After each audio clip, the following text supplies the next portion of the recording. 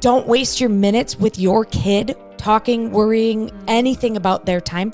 Just make the kids' time with you the best it can be. And they will figure it out. I don't know. It's hard. Sometimes I want to like shake people and be like, you can have a happy life. You're choosing to not. Mm-hmm.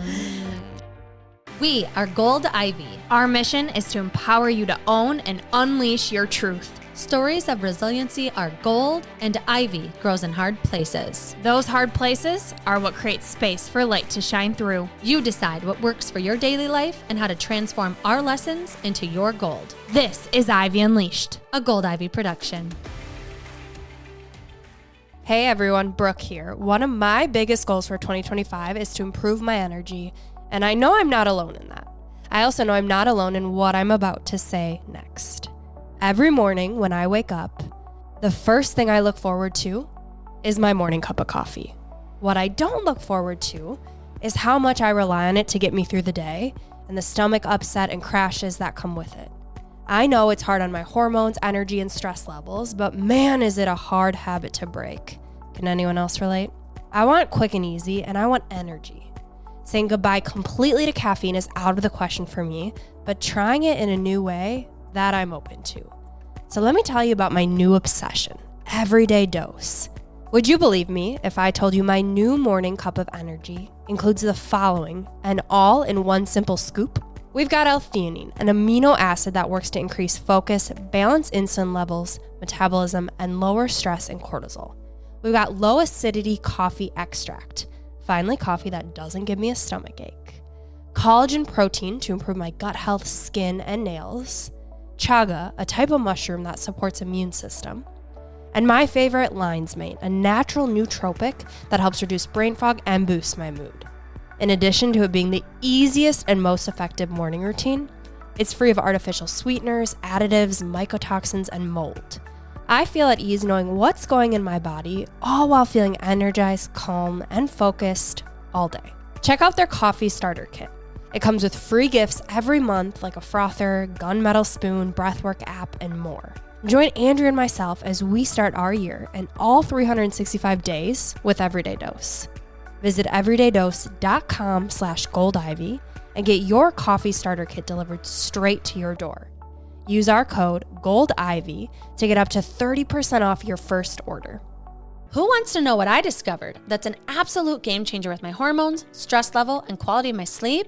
I am not one to talk about supplements, but after learning all about magnesium, I have to fill you in. In May of last year, I tested my hormones and my doctor explained to me that most women are deficient in magnesium, how important magnesium is, and how the brand of magnesium matters. First, magnesium is involved in hundreds of biochemical reactions in your body. Cortisol regulation, take magnesium. Better sleep, magnesium. Muscle soreness and recovery, magnesium. Combat depression and anxiety, magnesium. The list of magnesium's benefits go well beyond those examples. I asked for the best brand of magnesium and my doctor said hands down, Smidge. She prefers Smidge because it's super clean and made in small batches. No fillers or common allergens, and non-GMO. Smidge's magnesium is made with a premium form of magnesium called glycinate complex. After taking the 100 milligram capsule of Smidge Evening Magnesium every night for just a week, I noticed how much better I felt in the morning. Melatonin and other sleep aids can make me groggy or give me weird dreams. Smidge's magnesium has improved my energy levels, reduced my anxiety, and my digestive health has never been better. I do my best to take it every single night to keep reaping all the benefits. I'm telling you, Smidge Magnesium is a game changer. The majority of adult women are deficient in magnesium, and we don't want you to be one of them.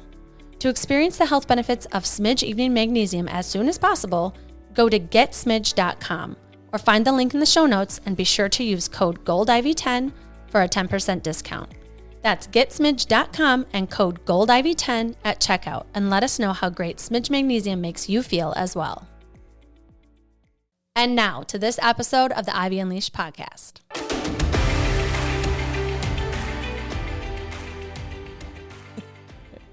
Ladies and gentlemen, welcome to Gold Ivy After Dark, as our guest likes to call it. I think this is probably the latest we've recorded a podcast. Oh, maybe. It's a Friday night here in Maple Grove.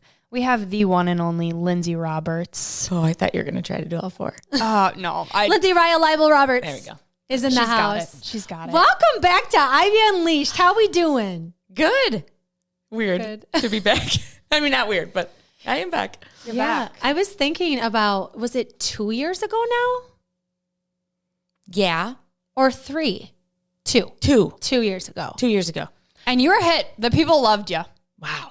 Yeah, so Lindsey was here for episode 118, and she talked about her divorce. And at the time, hardly anybody even knew about it. It was like this episode blew up because all of our mutual friends, college friends since were like, what? Because Lindsey was super private. Yeah.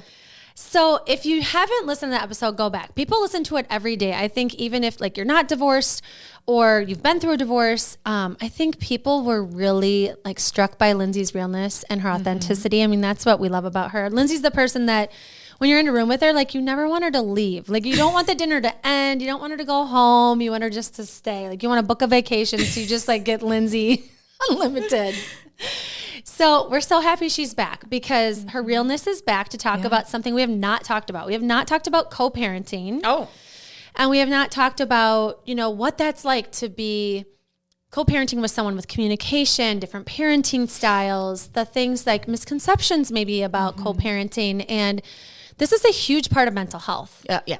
I was at church last night and they were saying within a 15-mile radius of my church, 50% of homes are single parent homes. Yeah. Wow.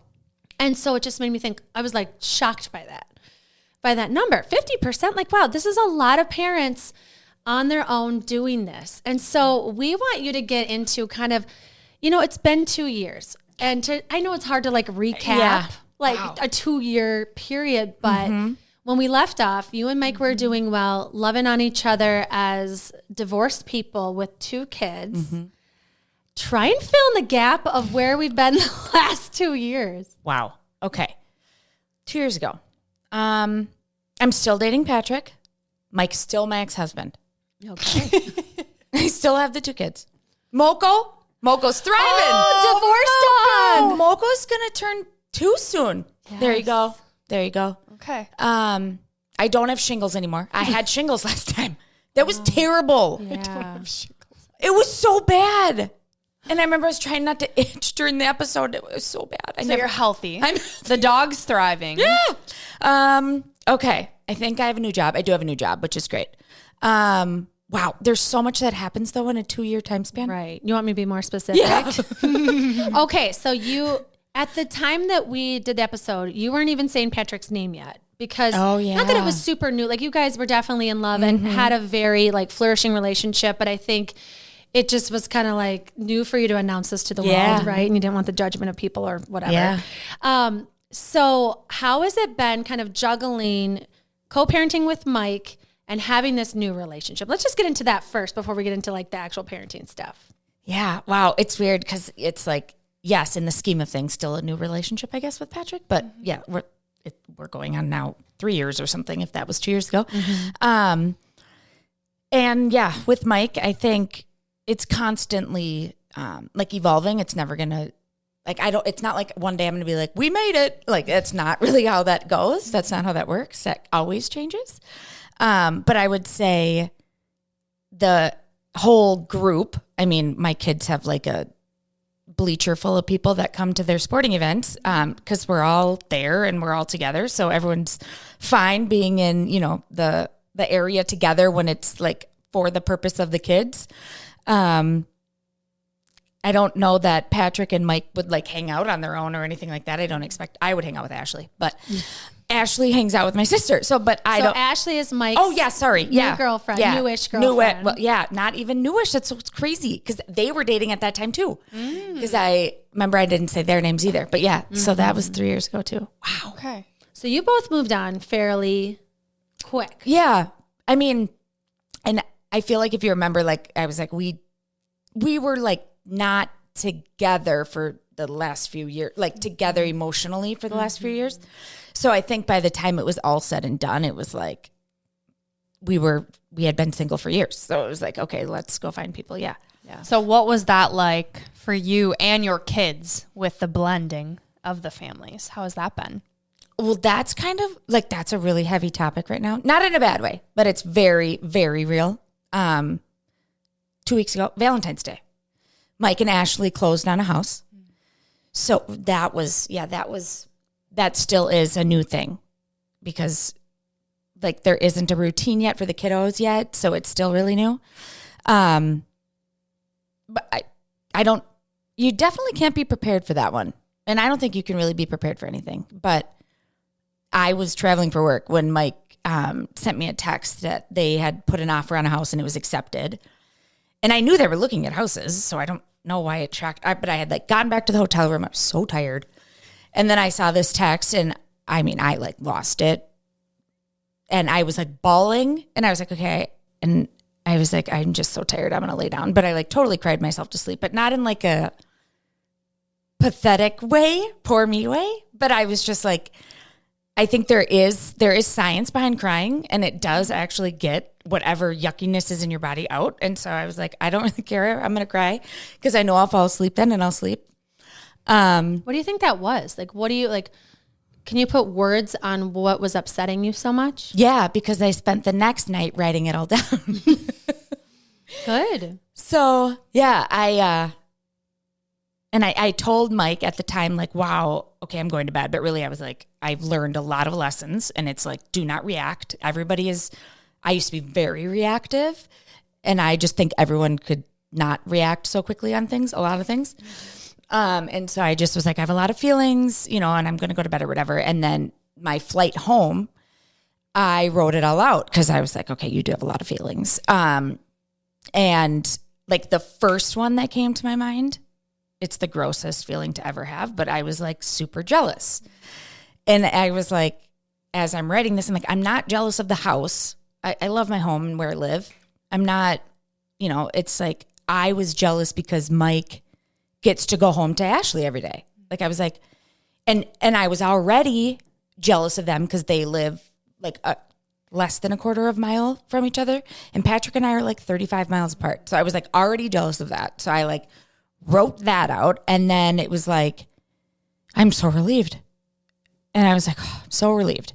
I'm relieved because Ashley is going to keep that house in order. And those kids, like, she's going to find whatever they're missing and she's going to wash their clothes. She's going to take care of them when they're not with me. So I was like super relieved about that.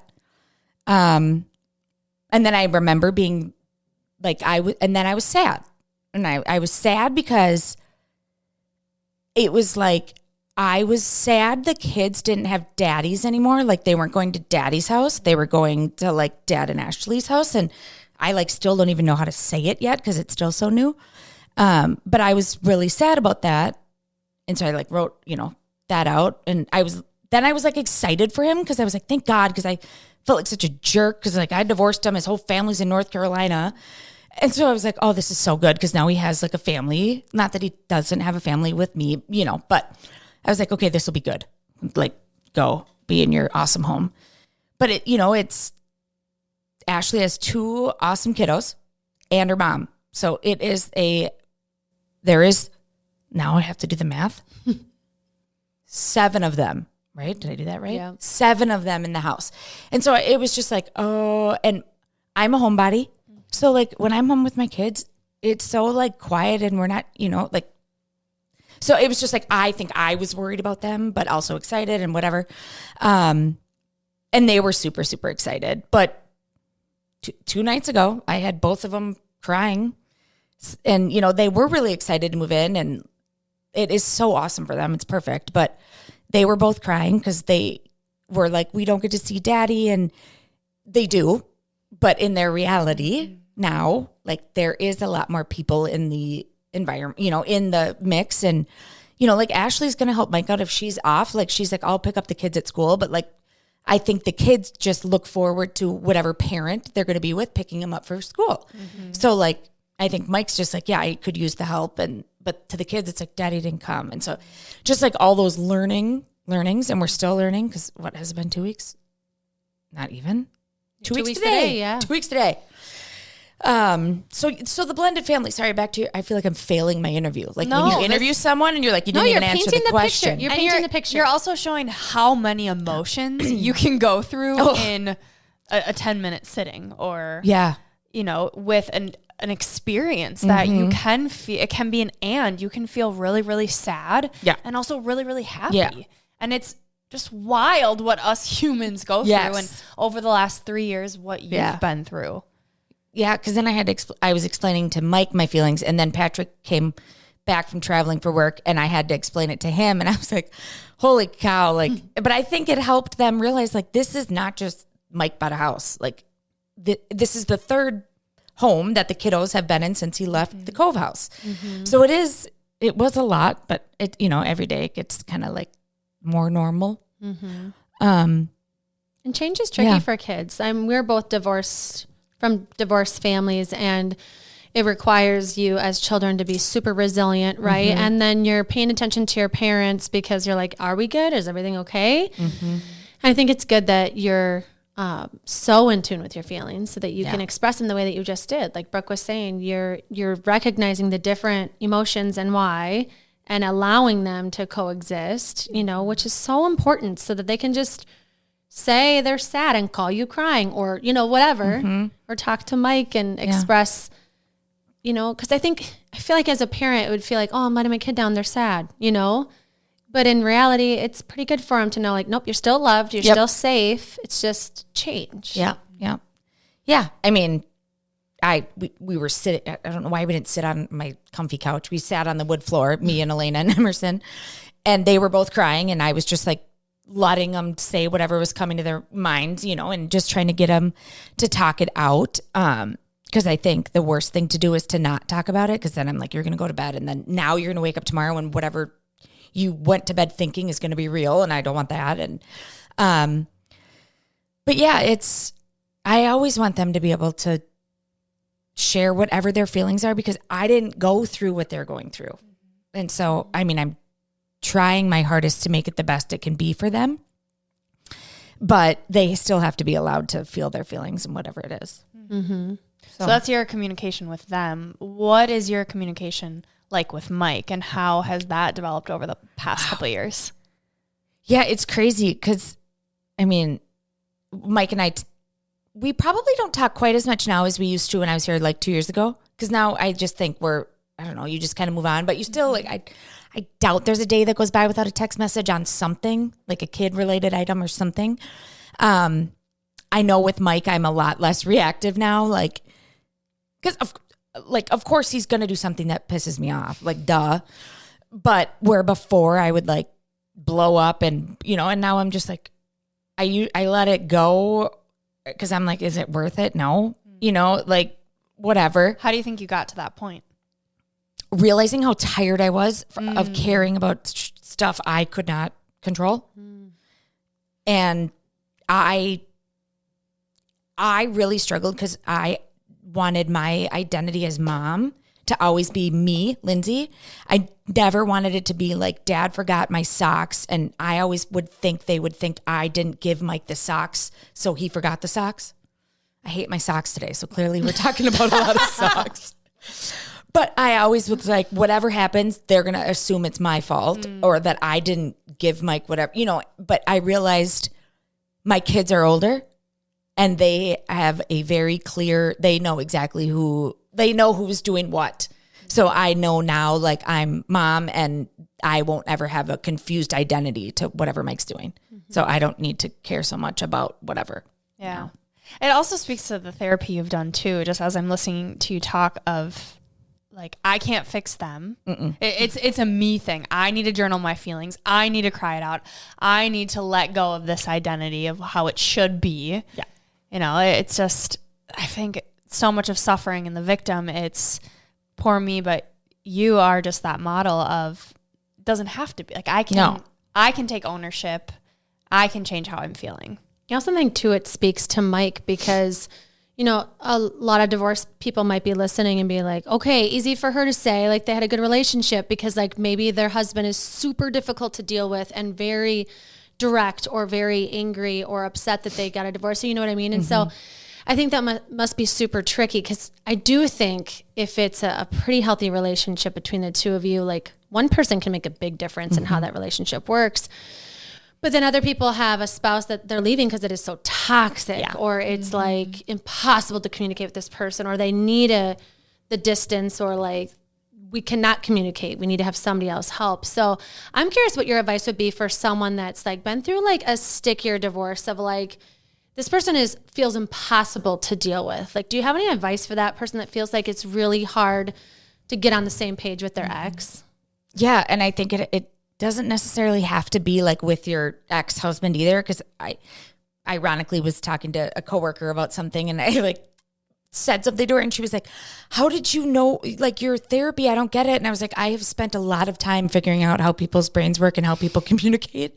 And this is what I would tell you. And what I would say was like, first of all, if it's difficult and their delivery, like, you need to decide how you're going to take that in. And I know like sometimes it's hard for some people, like the bulldogs of the world don't want to back down. And I would say like, don't engage, like kind of let that behavior go in a weird way, because it's like, that made you mad. You just want to fuel the fire. So you guys just want to keep going back and forth till one of you backs down. It's like the let them theory. Yeah. Like, let them. Yeah. Like, okay. Like I will be the girl backing down every day. I don't care. I'm not going back and forth. It is not like, I'm not going to continue on a like argument that goes and goes. Like, I'll fine, you win. Like, I'll back down. I don't care. Because again, unless it's related to like my children's health or something, or safety, most of the time what they're arguing about is really not that important. Like ego, pride. Yeah. I'm right, you're wrong. Yes. I'm gonna It's show you. also in a way they want you to argue. Totally. Because I think if you're arguing back with them, you're letting them win. Where Yes. if you say, I'm not, no, that's not worth my energy, No. that's going to piss them off even more. Yeah. Yeah. And so it's just, I don't know. And I think that even when, you know, you want to just like deliver something and you know you can cut them so bad, but like, does that really make you feel good? I mean, I've met a lot of people in my life. I don't actually think there's humans out there that want to make someone's life terrible. I think people that act like that have stuff they haven't dealt with that's inside, and that's their delivery. And so I try to just remind myself, like, that's, you know, that's how that is. And don't let it upset me, because I'm not going to be able to change it anyway. So why would I like, you just have to kind of back down. I think another thing with communication is like, I write everything down. I write everything out, but I also like give myself like 24 hours. If he tells me, or if I learn something or whatever, and it feels so big, I'm like, oh, I better not react to this today.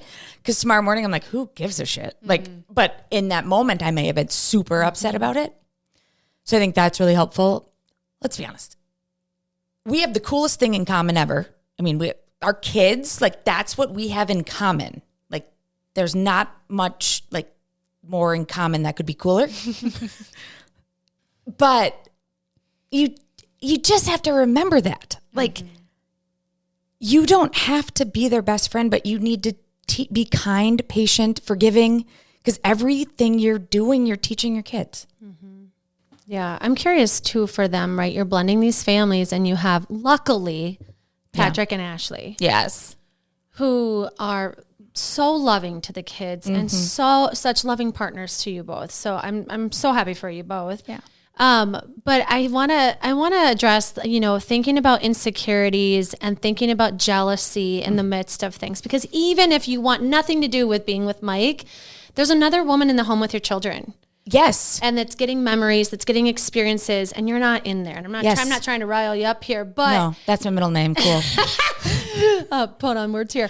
But I think that's something, when I put myself in your shoes and I think about what would be really hard for me would be time. Like you had mentioned in the last episode, like being home alone, and like, you know, you're used to your kids running around, and thinking if someone else is with them right now doing anything. Yeah. And it's not me. How do you handle that?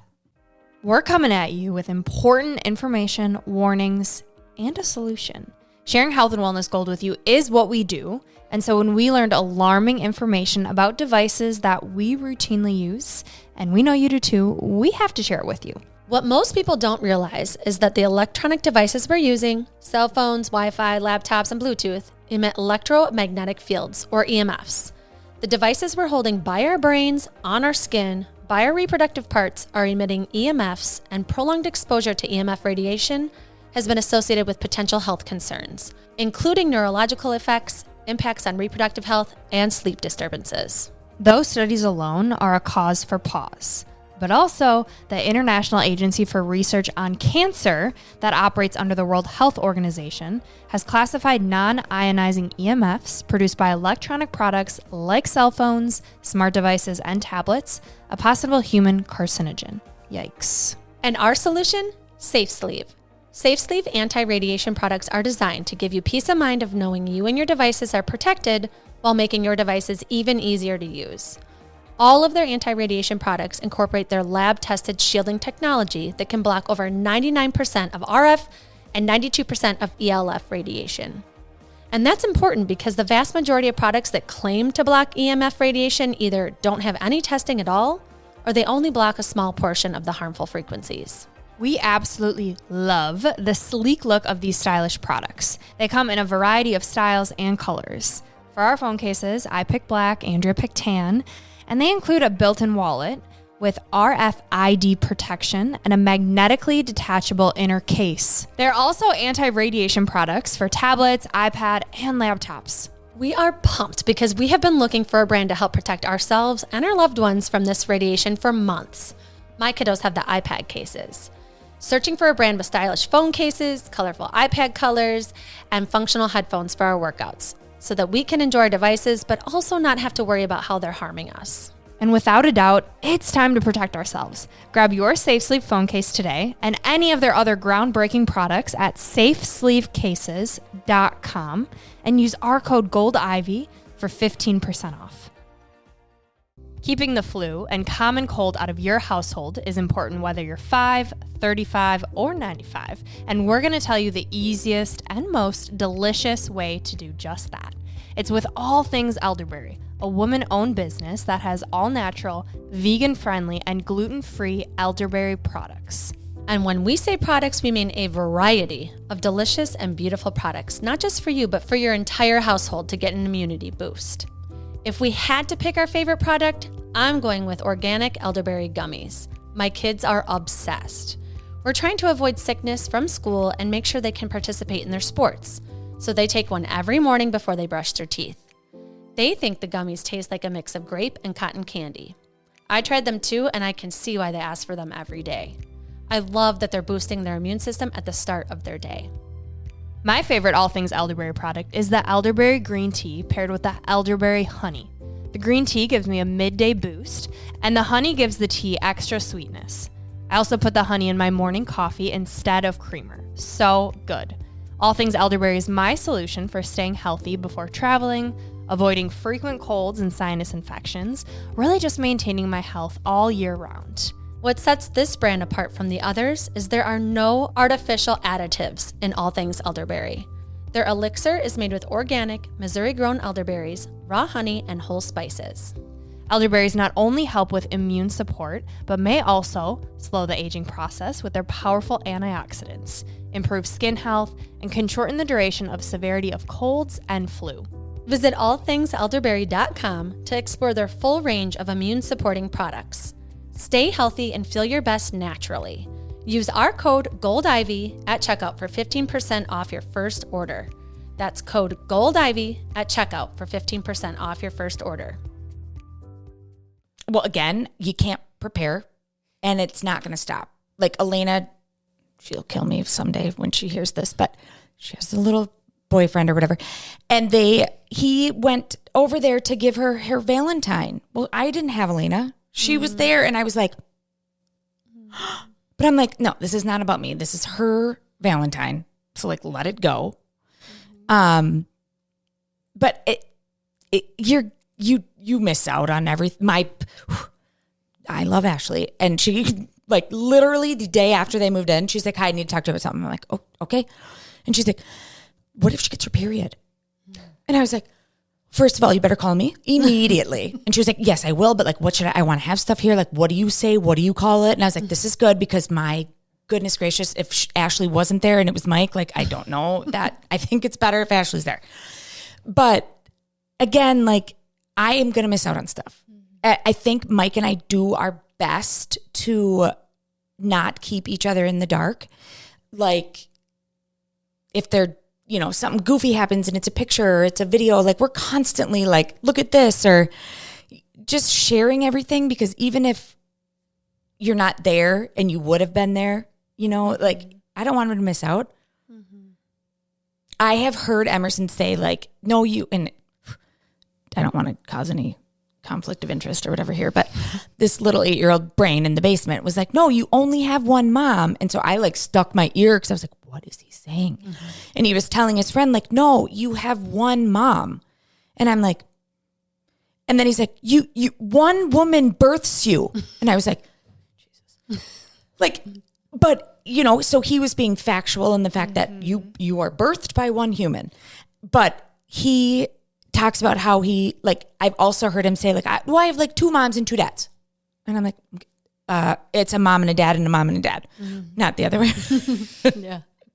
But so I think the more you can make it okay for your kids, and let's be honest, they're going to have more in common with people as they get older than people whose parents stay together. Yeah. So. Yeah, I don't know why I just can't stop thinking about like those toxic relationships. And like, I love that you're an example, but you're such an extreme example of like such a loving person. Like, you don't want to hurt a soul. And so, you know, there's people that are like, I want to hit them where it hurts. Yeah. And I want to, you know, they just cheated on me, so I'm not going to send them a picture while I've got the kids. They don't deserve it, you know? Like, I think of like that toxic cycle, and I know that's what people deal with, and they might be the you, right? That's like, I just want this to get better. And, you know, and I think what you said of controlling what you can and letting go of what you can't, like, that's a skill and it takes practice, I'm sure. Yeah. And I think it's really hard. Like, even when you're mad and you don't, like, so many things happen all the time. But like, at the end of the day, if I'm mad and I don't want to share a picture or whatever, I don't care if Mike saw the picture. Elena wants her dad to see the picture. So again, it's like totally removing yourself from the reason behind it all. Like, if I was married to Mike and we didn't have kids, sadly, I doubt why would we communicate? You know, we wouldn't have Moko. And we had kids. So like, like, he's not going anywhere. You know, and you just, I don't know. I feel like a lot of people either unintentionally or without taking time to figure it out make everything so much harder than it has to be. And I think it takes a lot of work, because you have to be okay. Like, you have to be okay. Well, I think you have to allow yourself all of your feelings. Otherwise, you're just going to turn into a maniac. But you have to find a healthy way to get them out and to work through them. Again, at the end of the day, like, just, I like to believe that everybody is trying to be and do the best they can. But I know that's hard for some people. Yeah. I think too, if you listen back to your episode 118, you were fresh out the gate from working with Catherine. And that then till even now, you can just hear how you've evolved. Like, you can hear that this is like, it's almost hard for you to reflect because you don't even remember that old person of you. No, you're doing a great job of reflecting, but I think sometimes it's hard to unpack it because this is your new identity. You are a person that can let things go, and you recognize the peace that's come and that your kids benefit from it. Yes. But back in the day, you didn't know how to talk and feel your feelings. No. I remember being roommates with you and like asking you a question, and you were like, what are you talking about? Like, you know, like, something would be hard for me. Like, you could cry. Like, you could, like, you're a sensitive soul. Yeah, because my birthday and my name and everything else you just reminded me of. Lindsay's born on April 1st. When this airs, happy birthday. Oh, cool. Right now it's February, but this fun. airs, it's going to be your birthday. So your last year of your 30s. But I think it's cool to hear how you've evolved. And I think it really takes, and I think, especially when you're going through a divorce or co-parenting for years, you know, thinking like you're in this for the long game. Yeah. Having a professional help you. Having someone hold your hand and be like, this is normal. This is not normal. You need a boundary. You need to just be sad. It's okay. Yeah, you have a new boyfriend and your ex bought a house. It's okay to be sad. You don't even have to understand why you're sad at first. Just like let yourself feel. And I feel like a professional and like what Catherine did for you to help you kind of get to that point. So can you just talk about how you invested in yourself, how you made the decision to invest in someone that would help you kind of start this journey of understanding your feelings and how you were going to navigate co-parenting and divorce? Yeah. I mean, I remember when I first started meeting with Catherine, like I didn't know anything. My life was like in a fog. I didn't know that we were going to get a divorce and all of the things. And so working with her, I feel like I had like so many different chapters because I remember her talking to me like, if you can look into the future, what do you see or whatever? And it was like, I was with somebody else. I feel like I had like a baby on my hip. The kids were there. Like I was like, that's what I see. Like I see everybody together and everything fine. And, you know, I think she allowed me to take things like into practice. Again, like I didn't need to take ownership or like take in how Mike was feeling or Mike was doing or whatever. Like sadly at the beginning, I couldn't even like take in what my kids were feeling because if I took any more sadness and any more, I would have just not been helpful for anybody. But because you kept it in so much, you hadn't released it? Yes. Okay. Yeah. And so then when I would meet with Catherine and she would like have me do the exercises and it was always just fascinating to me because I was like, wow, I had no idea that was like in there. And she really like triggered me being so curious about how our brains and minds and everything work. And I just can't stop learning about it. But So you're saying she got out your true desires. Yeah. When you think about your ideal future, what does that look like? Yeah. What do you want? Because I didn't know. And so I think, well, and also sometimes where I struggle is like, I know friends are amazing, right? But I now, if someone is like dealing with something heavy, I'm like, no, I really don't think you should go talk to your friend about that because accidentally and organically, there's always bias and you're always going to like, I don't know. I'd probably be like, what Justin did what? Like I would automatically take your side. Sorry, Justin. But you know, and it's like a professional won't. And so I just think it's so important when you're going through anything in your life that is so big, you need to have someone who knows nothing about you.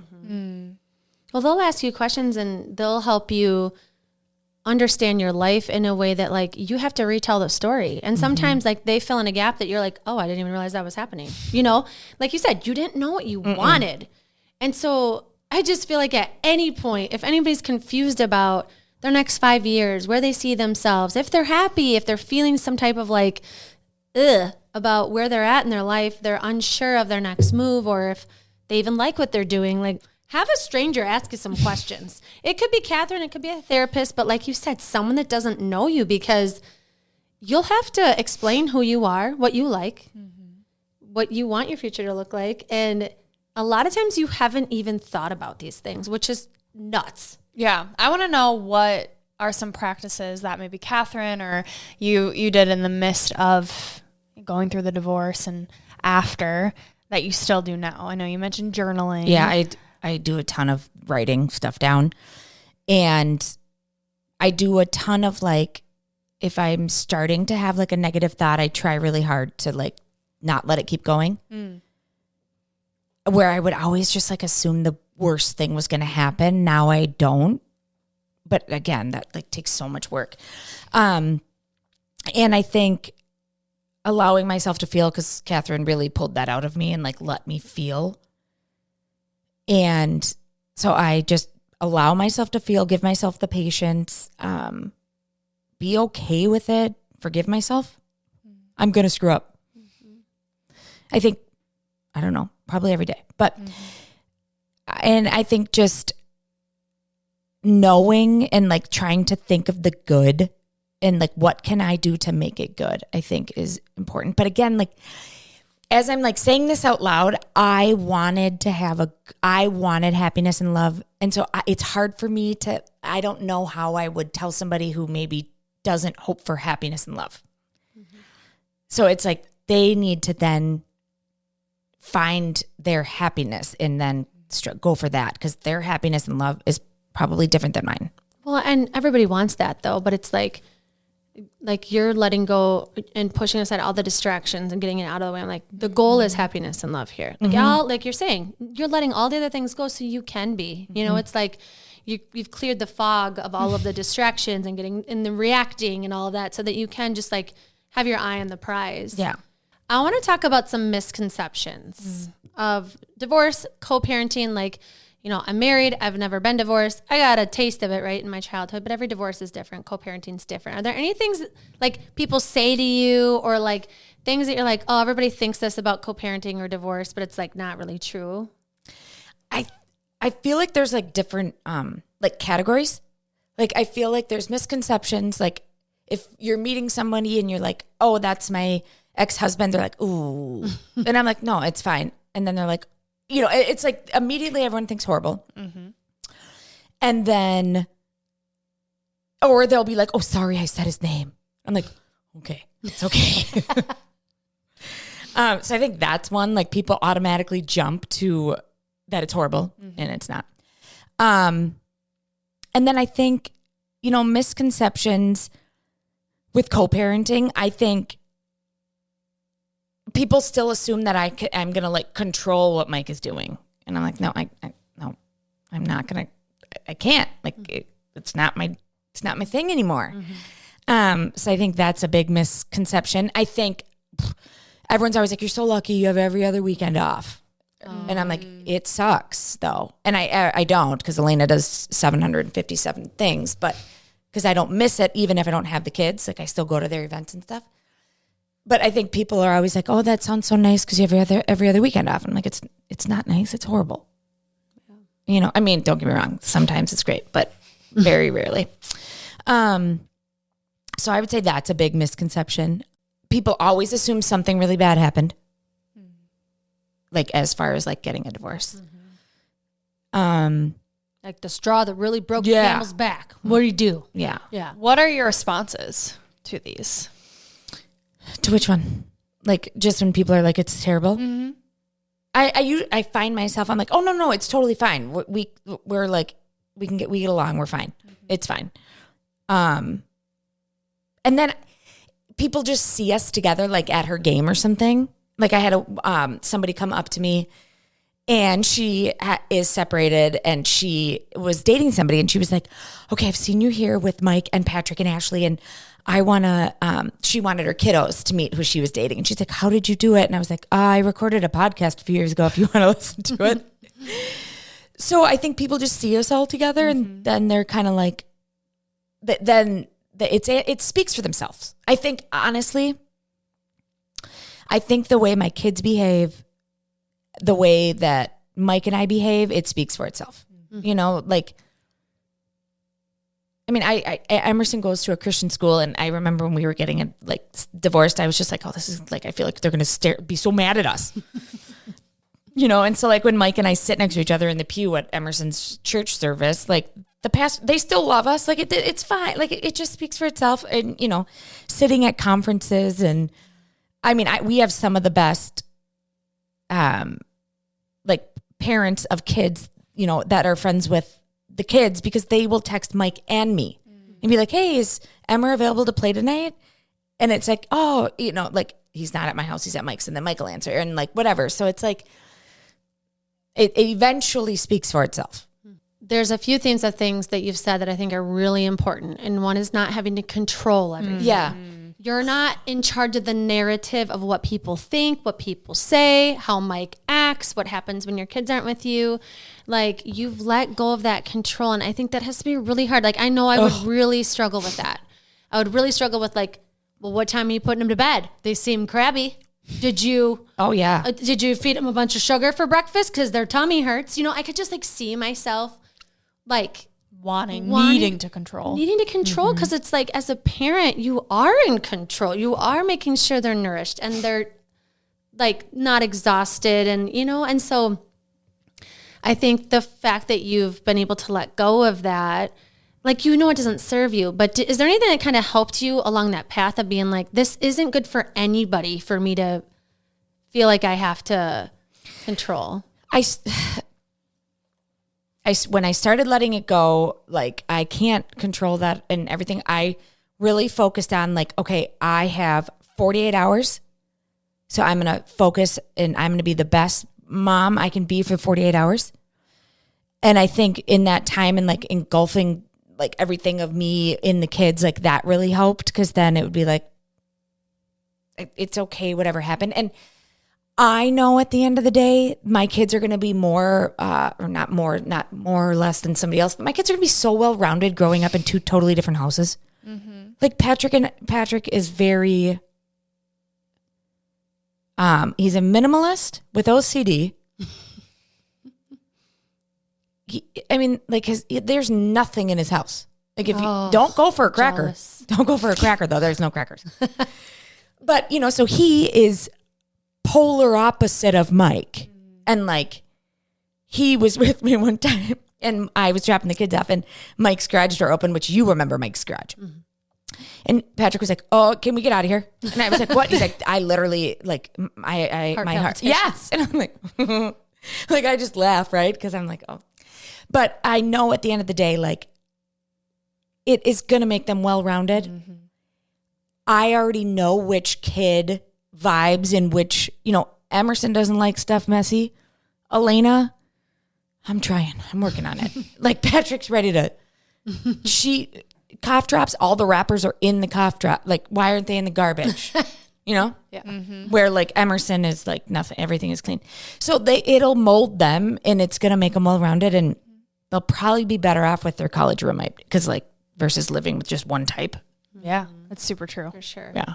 And do you feel like you've been more resilient because of your parents' divorce? Is that a loaded question? Yeah.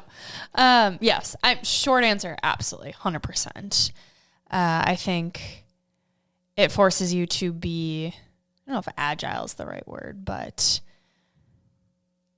a people person. You can get along with anyone because you've had experience with so many different type of people. I also think mentally you will go down a rabbit hole of pain and dread unless you choose to focus on the good, what is available. And you learn a lot about the human brain and how people work and why they do things.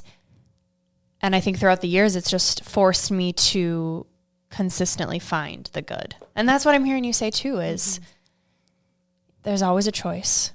But in it I'm starting to see everything come out more and more because my kids are getting older, and like, they would come home from dad's and be like, "Dad makes me do everything and I have to, I don't know, put my dishes in the dishwasher." And because when I can take care of them, I'm going to take care of them. I take care of everybody. That's what I like to do. Like, I almost threw away your Go-Gurt wrapper when I walked in and I knew you'd yell at me.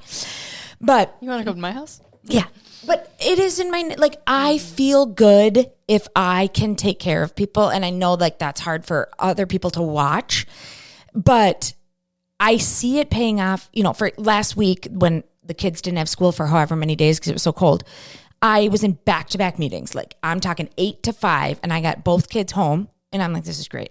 And I ran out in between one to fill up my water, and Emerson had pushed up a chair and was washing the dishes that were in the, I almost did start crying, and I stopped and I like told Emerson, and I was like, I think I might cry. Mom might cry, and it's not a bad cry. And he was like, why would you cry? And I'm like, this is the nicest thing someone could have done for me today. Aww. And he was like, well, you're busy. You can't do it. I never asked him to do that.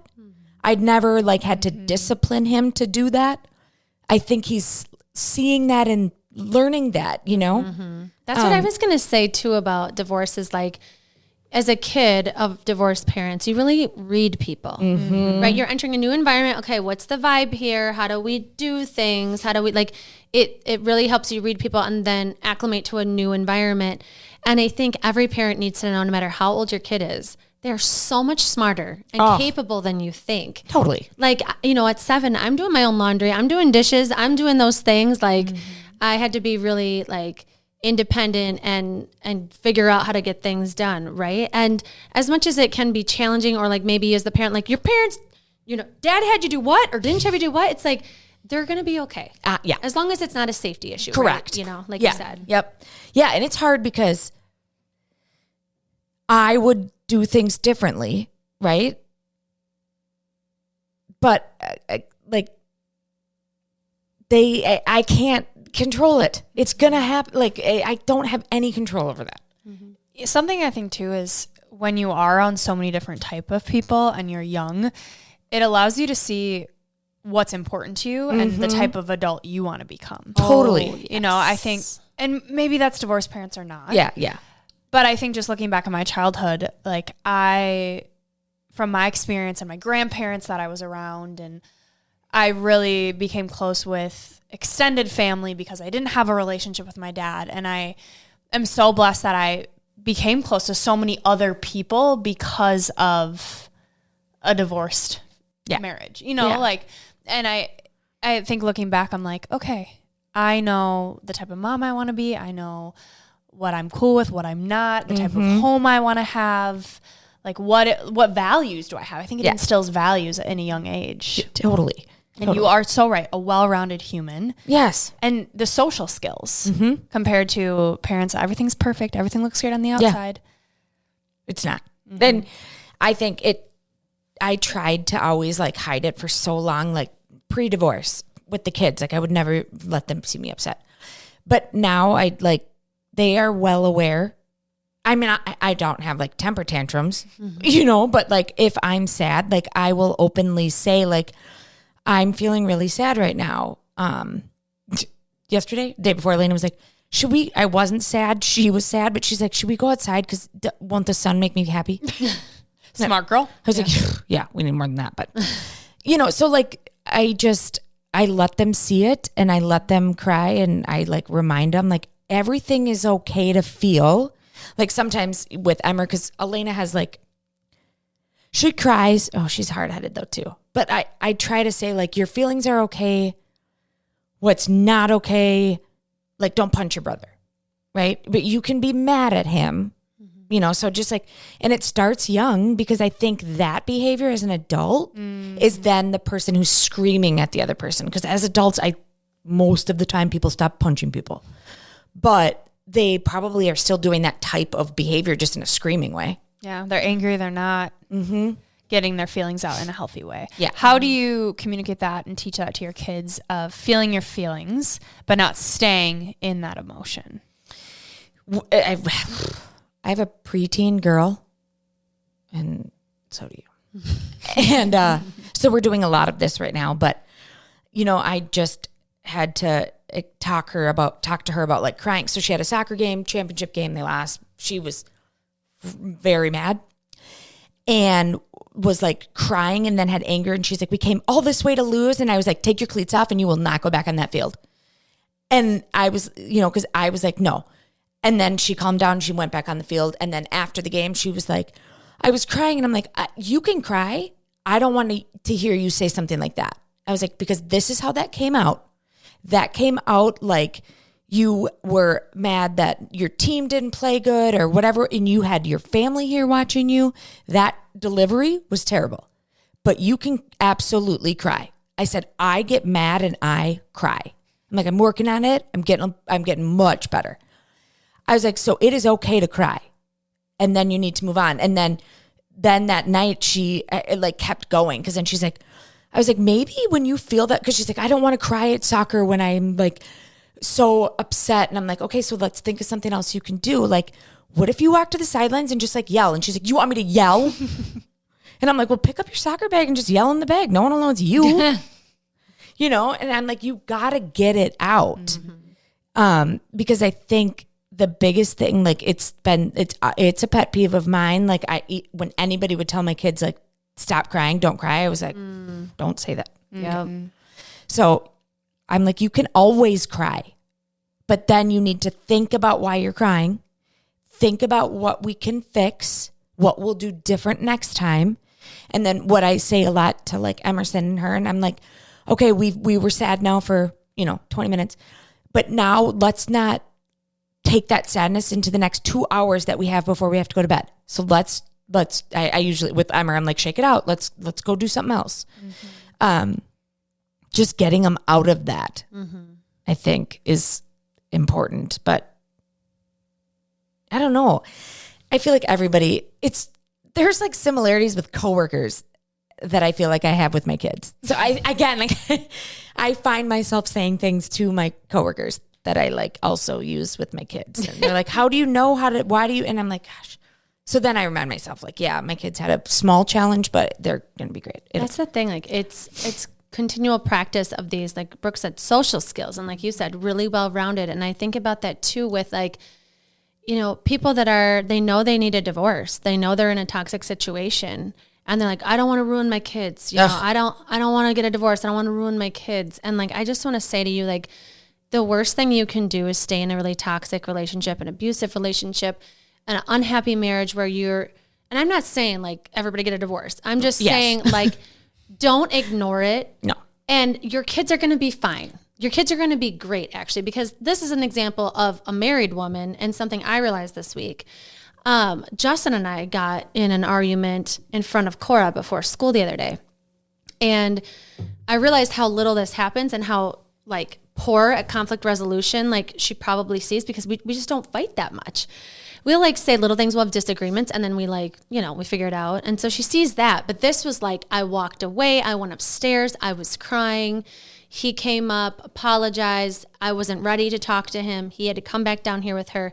She came upstairs crying. She looked scared. She thought you guys were, She was like, I've never seen this before. And I'm like, well, then we're doing a bad job, because I want you to know, like, I'm married to him, but if he says something that's rude to me, I'm still teaching him how to treat me. Mm-hmm. And I left that space because I refused to be spoken to that way. Mm-hmm.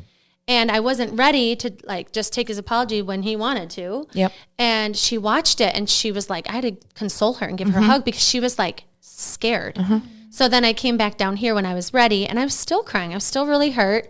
And she was looking at me like, when are you going to be done with these tears, lady? I want to see this get better, Mm-hmm. And I was like showing her, I'm like, Cora, I'm still like really hurt and I'm just letting these tears fall because I need to release this. And it was like, after she left, Justin and I were like, we need to do a better job of showing her repair, because like we repair with them, we apologize to them, but like kids of divorced parents have to continually see and shift and change and have hard feelings and work through them. Mm-hmm. And so I just want to like talk to people that are like considering a divorce and they're so scared what they're going to do to their kids. Like, you can be a Lindsey. Yeah. You can work on yourself through this. You can make mistakes. You can be proud of the way that you get professional help, how you admit that you have feelings of jealousy or sadness or anger or whatever it might be. You can sit on the hardwood floor with your kids for some reason instead of your couch. But getting down with them and feeling things, like it's okay. They will be great. Yeah. And I forget, I don't know, there's science out there, but it's like, as long as a child has like one safe parental figure that is stable in their life, like from like the attachment theory and all of that, like they'll be fine. Like kids don't actually need to. Again, I'm not saying go get a divorce or anything, but like you need one person. Mm-hmm. And so if that's what I would say to anybody who, if it is like a situation where it's like your kids, they will be better to have one loving, safe place. Yeah. And what you said earlier, the goal is love and happiness. Yes. And when that is the goal, you will figure out a way to get there. You will do what it takes. There are so many books. There are so many therapists. Yeah. Like, you don't have to stay stuck. No. And so to anyone listening that feels stuck, I hope that you feel that hope. Yeah. Mm-hmm. I want to add peace to that too. Because I feel like sometimes to find love again, or if the word love is like, I'm trying to get away from this loving, like this marriage, Fair. But I feel like love, peace, happiness, like those are like the three people always like come back to, right? And the letting go of I can't control you. Mm-mm. Like that is so freeing. Yeah. Yeah. I find myself like when someone is harping about like what somebody else said and I'm like, we're still talking about that. Like, let it go. It's hard for people to let It go. is so hard. Yeah. Well, I just want to thank you for being proof that you can let go of that control, and that if the goal is love and happiness, like, you can have it. It's Totally. possible. You are in such a loving relationship. You are so taken care of. You are fine on your own, but you are great with Patrick, Yeah. right? Like, you have a great relationship with Ashley. Like, it's possible. And like, I just want to speak to all four of you, just doing such a wonderful job, and your kids, just, they're such loving kids too. But I love that you're an example of the possibility, and that you're willing to share it, because this is what's so powerful is like, people have these experiences and like they keep it to themselves, and it's so rare. Yeah. But it doesn't have to be. Like, this can be the norm. Like, It this can be. how people feel and function and go through life. Yeah. I mean, I will never, like, yes, I think I have it really great. But again, I think people think that you're going to like graduate, but you're not. Like, there's always sad things that are going to come up that are hard, sad. It's not easy. I know being married is not easy either, even in a wonderful relationship. So I also like want people to know, like, getting a divorce isn't the easy way out. I can promise you. And so again, it's just, you have to take it at the end of the day. You have to take ownership. Like, how do you want to live your life? Do that. And then even if you have an ex that lives life completely different than you hate them per se, don't waste your minutes with your kid talking, worrying, anything about their time. Just make the kids' time with you the best it can be, and they will figure it out. So you just, I think, I don't know, it's hard. Sometimes I want to like shake people and be like, you can have a happy life. You're choosing to not. So that's hard to see sometimes. But yeah. Okay, so if you could give 3 gold stars in this season of life, this season, okay, what would they be? I would say, write it down, write it out. It's like walk it out, but like write it out. I'll walk it out. Yeah. Write it out. I write it out. I would say forgive yourself and be patient with yourself, and forgive the other person and be patient with the other person. And then the 24-hour rule. It's a big one. And it doesn't have to be 24 hours, because I know I used the example, but like, give yourself an hour before you react to something that causes a super reactive feeling. It's so funny because we're talking about co-parenting and we're talking about these skills, but like, these all improve your health. Like, Yes. we just read a book and we just talked about it in the episode that's out this week, where it's like, if you hold these things in this resentment, you will get cancer. Like, it's like, if you start to do these things, you will live longer. Like, it's not just your mental health that'll like, you'll feel a little bit better. Like, you will physically have less ailments. Yes. Do you know fast walkers live? I'm going to live forever. It just came out that if you walk fast. Why? It's like proven that like your bone, like it, I'm talking when you're probably more like 40s and 50s. If you have a naturally fast gait, okay, there is science behind that you will live longer, and it has something to do with, I'm going to be 452 probably, but it's like your bone density and all the things, mental health, all of the things. What about your veins? I can't talk about your veins right now. Not the expert on veins. We got the wrong girl for that one. My vein Next doctor episode. yesterday told me that walking was great for my veins. But I bet resentment and anger and not feeling my feelings are causing my veins to swell. Absolutely. Are you writing it out? No shit. I think I need to. We need to go to the rec room. Wreck-It room? Oh, the Wreck-It room. Yeah. We need I think anger is one of those things that you really don't realize. It is so bad for your health. Should we go scream in a forest? See, like, I don't even need to do that, but there was a time. What I'm saying is, like, people, I think it becomes so normal, or you just like don't realize it comes out as sadness. But I think everyone would benefit from screaming and punching their pillow. And Yeah, I think you just have to find out what it is. Like, because I remember screaming into my pillow when I realized I was going to get a divorce. And then I walked like a crazy person. And then Fast walk. so fast. You just got to do something. You literally have to like work it out. Emotions move through your body. Yoga. So, yeah. All right, Unleashing Ivy. Surprise questions for Lindsey. Do you know what you want to ask her? I better take a sip of water. I'm scared of you guys. Okay, I got it. Okay. Okay. My question. Oh, boy. A couple years, you're back in this seat. Hopefully a comfier chair. Yeah. What topic? I got a 40-year-old bum almost. No, I'm 38. I'll be 39. What topic do you want to be discussing?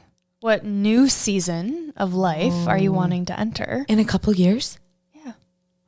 We've talked about divorce, co-parenting. What's next? Well, I mean, I'd love to like, I don't know if I have to be married again, Okay. but I want to be, hopefully it's Patrick, but I want to have it like full circle, damn it. Like I want a man to live in my house. Amen. Anybody out there, if Patrick doesn't make a move. I'm just kidding. I love you. This isn't my question, but why haven't you guys moved in together yet? It's funny because my kids ask Patrick all the time. So like, it doesn't make sense for me to move to Are Bloomington. you guys too messy? He gets frustrated. He gets frustrated with Elena's rappers and crap. Yeah, for sure. But I'm not, I'm not like, we're not, he could have it so much worse. But, the kids ask him all the time. It doesn't make sense for me to move to Bloomington because my kid's going to school and Patrick's house and, obviously my house. He wants to, he loves his house and it's great. But so he wants to do some work there. I always thought it was just Finn that he wouldn't move in for Finn, but That's the dog. that's his dog. I have Finn all the time when he travels for work, so it can't be that excuse anymore. I don't know. And when we're not traveling for work, we're together every day. Like if I have the kids, he's at my house, like whatever, we're together every day, but we're going back and forth. But man, it's getting old. You're ready. I forgot my glasses. I forgot my glasses and my jammies. You should call. I was devastated. I was like, I don't think I can go to bed. I was so upset about it. And I like, he could tell like, oh my gosh, she doesn't have jammies or her glasses. This is 39. Yeah. And I literally told him, I'm like, when we were going to bed, I'm like, okay, please remember if there is an emergency, like I really can't see, like please hold my hand. It was real. Don't leave me. I'm like, I was like, you have no idea how blind I am. Like, please don't take off. And your relationship You're riding grew Finn out the door. Oh, All right. Oh, man. My question is, I know, everything works out in the way that it should, but if you could think back to, this experience of this divorce with Mike, the biggest mistake you think you've made in this time period, like what would you say that is? And what would you do differently? gosh, the biggest mistake since getting divorced. Really, let's just say Your whole life. Let's just say in the process of right before your divorce and to now. When you had a feeling something needed to change. I just wish I would have addressed my feelings way earlier than I did, but it's hard because it's like I don't want to say that because you didn't know how. Well, and it's like how early? Like would I not have Emerson? Like so I wouldn't say that's necessarily a mistake. I would say at the beginning, when I would still like get mad mad because of something Mike was doing, and if I would like talk poorly about him, I hate that I did that. And then I feel like I wish I would have somehow, and I don't even know how to say it, but like I kind of turned into the tough one. Like we're getting, divorced and we're doing this. And so I feel like I wasn't as maybe like, just like soft and slow and like there for Mike as maybe I should have been. And maybe he's like, I didn't need you. But yeah, I don't know. Otherwise, I don't know. It's hard. Yeah, it's hard. I don't know. Mm-hmm. Yeah, I like that though. I think that's good advice of be as compassionate as you can. That was the word I was looking for. As compassionate as you can in the midst of it. But I mean, I just hope you're proud of yourself for how you've navigated. I feel like you've been very compassionate, very patient, very loving. Patience. It's hard for you to find a mistake. Like that also shows me like you're not beating yourself up about the little things, right? Like that's good. It sounds like you have a really good relationship with your inner dialogue too, which is great. Yeah, no, I don't want to beat myself up about anything. Because again, I just go back to like every minute you take talking about something else, you know, being angry, it's like you're wasting a minute. You could be doing something else. Like, I don't know. I just really, and don't get me wrong. I when I'm, you know, writing out my feelings, I don't view that as like wasting time. Because first of all, I'm by myself usually. And it's like super therapeutic to put your thoughts in a pen. I can't spell, but like get it out on paper. There, like I encourage every single human being who next time has like any type of anger feeling or you're frustrated or you're mad or at anything. I do it at work. Write it down. It will change your life if you start writing stuff down. That's so true. Okay. And I make my kids do it too. Great advice. All right. Yeah. I have another one if you want me to do the third, unless you have one. I can do 4. Cool. Yeah, we can. Okay, final question. Since we had you on before, we always like to change this one up. And so, you know, this is co-parenting. When I think about that, I really, and like you do too, and I love so much that you've made this about the kids, that's what it's all about, right? Like that's what we're worried about. We want to do it right. So we're co-parenting, we're blending, we're doing like, we want to make sure our kids are okay. Hopefully that's the focus. So final question, 20 years from now, 30 years from now, 40 years from now, what do you hope your kids look back at this time period and say, I'm so proud of my mom because...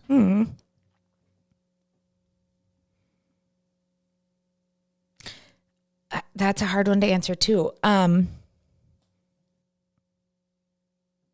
want them just to be like, my mom always put a smile on her face and like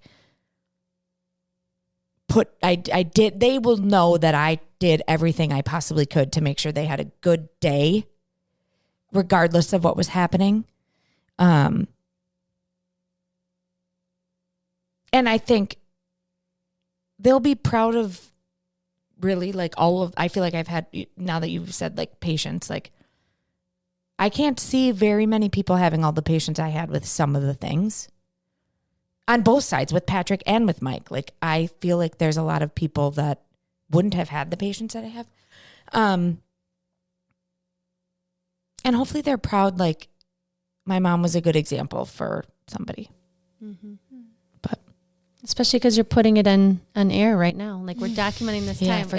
I'm so happy you're doing this. Like, it is, I can't say it enough. I think when you have a profound experience that is so raw, so real, this is why people keep sharing it. Yeah. And I want to encourage everybody that's listening, if there's something that you found that's valuable in this episode, share it with someone that's not even divorced. You know, share it with people to know, like, to have more compassion for people that are going through a divorce, you know, or your friend that's considering it, or if you've been through it and you're on the other side, like share it with someone that you know that, you know, ultimately the goal is love, happiness, peace, you know, these kids, that putting the focus on them, like that is just so beautiful that you keep doing that. And just the way, and I knew you were doing it, but the way you said it is so powerful. So we're just so grateful that you're sitting down and putting it in words from the paper. Thank you. Into the microphone. To the pod. Yeah. And I just want to add that I'm really proud of you. And I'm so glad that we are friends and that you're an example for people. I think like it's one thing to hear it on a podcast, but to like have you as a personal friend that's like just gone through so much. And you're just a ray of sunshine and so funny. We don't want to let you go. We don't want to see you go, but I just hope you're proud of yourself. And I'm so happy that you're this happy. And the only reason you're this happy is because you continually choose to let go of control. And, you know, you're finding the good at every turn. So I'm just so proud of you. Yeah. Thank you. Okay, so for your piece of gold, your quote, please send us off with that. I want to send you guys off with the thought that if you are blending a family, getting a divorce, you're bringing other people into your little people's worlds. I think every single person in this world deserves to have as many people love them as possible. And so if they have 8 stockings at Christmas, I think that's beautiful. This is Gold Ivy signing off. Listen to your truth and go chase your gold.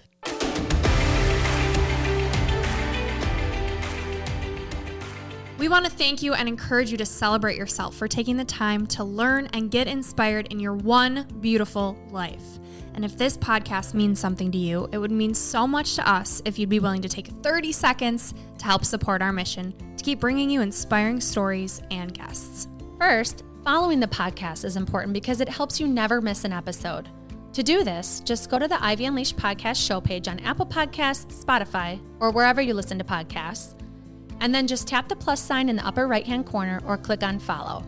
While you're there, if you'd be so kind to give us a 5-star rating and review and share your favorite episode with a friend, we'd be so grateful for your support. We are thrilled you're here and are so happy that you're taking time to prioritize your wellness, self-discovery, and growth with us. Additionally, we want to remind you that this podcast is presented solely for educational and entertainment purposes. We are not licensed therapists, and this podcast is not intended as a substitute for the advice of a physician, professional coach, psychotherapist, or other qualified professionals.